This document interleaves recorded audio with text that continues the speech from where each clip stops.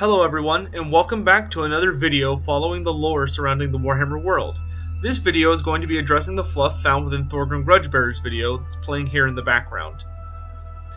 I want to take a moment to apologize that it took so long to get this video out. Things have been pretty busy, but I'm intending to have quite a few videos coming up as quick as I can. But let's go ahead and get started. To begin with, here we see a dwarven engineer running through what is obviously an abandoned mine of the dwarves that has apparently become the hunting grounds for something quite nasty. The dwarves have a lot of mines scattered throughout the mountains that have fallen to greenskins. Some are famous, like the fallen mines of Ekrund, or there are less well-known ones that are like the mines that eventually became Red Eye Mountain, where Grimgor Ironhide now resides. In this video, it's kind of funny that he's actually being chased by spiders, because in the Warhammer lore, not very many spiders actually live within the mountains in the deep caves of the Warhammer world. They tend to live only within the forests. In a mountain, you would usually expect to see things like night goblins and squigs, which in my opinion are much worse than spiders. But let's go ahead and talk about the spiders that we're going to see here. In a moment, you're going to see a rather large spider being ridden by a goblin. This is actually a new unit reveal, as these are gigantic spiders, which are actually quite different than just regular giant spiders. Yeah, there he is now. One thing that you'll notice is that this guy actually has feathers and skulls around him, and he's mostly naked, which is actually quite indicative that he's a forest goblin, not a cave goblin.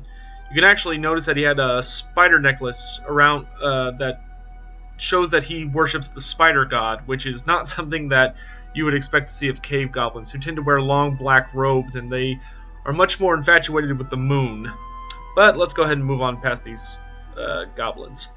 The real reveal of this trailer is Thorgrim Grudgebearer, and what he actually mentions here are three specific grudges that can tell us a lot about what we might see upcoming in the game. He mentions Clan Gunnison, Karak Eight Peaks, and Joseph Bugman. These are actually all well-known events in the dwarf lore, and let's go ahead and talk about what they may indicate in the future. First, let's talk about Clan Gunnison. Not to be confused with Gurnison, which is the clan the infamous Gotrek came from. Clan Gunnison is a dwarven family line that originated from Mount Silverspear. They are the sons of King Gunn, who was the son of Morgrim, who is the son of Grimnir, who was the ancestor god of war and vengeance. King Gunn was the first king of Mount Silverspear, and this cloud proudly represents his name, though shame infected their line when their mountain home fell to a horde of greenskins. The remainder of Clan Gunnison split into three sections. The first went to Karazakarak to serve Thorgrim as warriors. The second tried to reclaim Mount Silverspear and died quite tragically. And the third wanders the World Edge Mountains to this day, dedicating their lives only to orc hunting. What's notable about this mention is it infers that Thorgrim may intend to reclaim Mount Silverspear to strike out that grudge, which although originally conquered by Greenskin, now belongs to the cruel Neferetta, first of the vampires.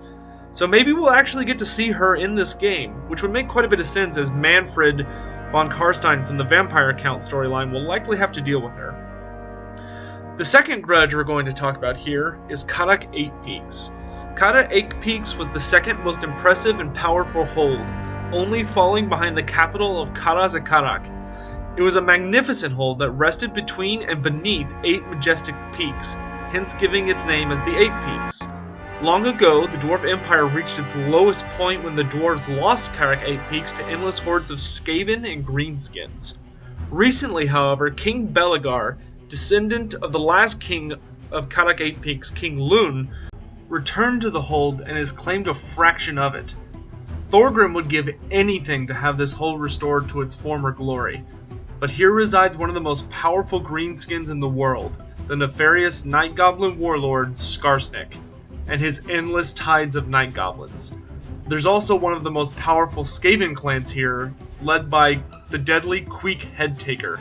Should the dwarves reclaim this hold and kill these two enemies, many grudges would be fulfilled from the Damas Thron. The final grudge Thorgrim speaks of is Joseph Bugman.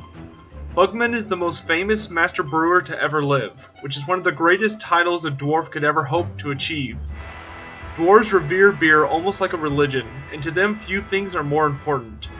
Thus, Joseph Bugman became a paragon among the dwarves for his accomplishments. After the fall of the mines at Ekrund to greenskins, Joseph relatives of the Dragonback clan set up a brewhouse in the foothills near the Grey Mountains. This brewhouse was nothing special until Joseph took over, and his brews became so legendary that dwarves would do nearly anything just for a taste. However, at the height of his popularity, disaster struck. When returning from a delivery, Bugman found his beloved brewery in ruins, for goblin raiders had drank all of the ale, kidnapped his relatives, and burned the building to the ground, just to add insult to injury.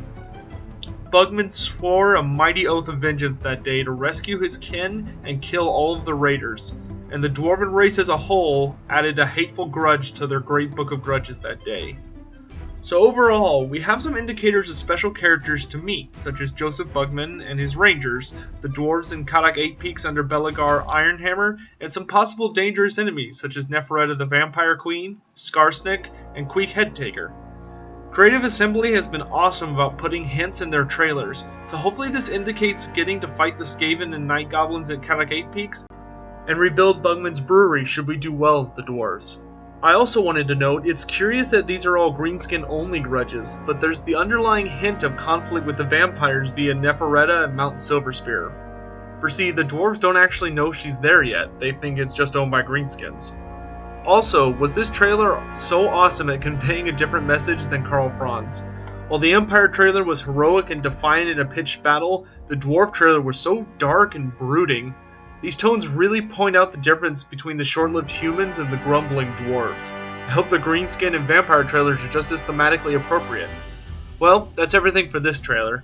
If you liked the video, be sure to click that like button there and share this video with your friends. Let me know in the comment section below if you'd like a similar video examining Karl Franz's trailer for hidden details as well, because I can assure you I've seen a few. Thanks for watching, there will be more content out soon. Take care.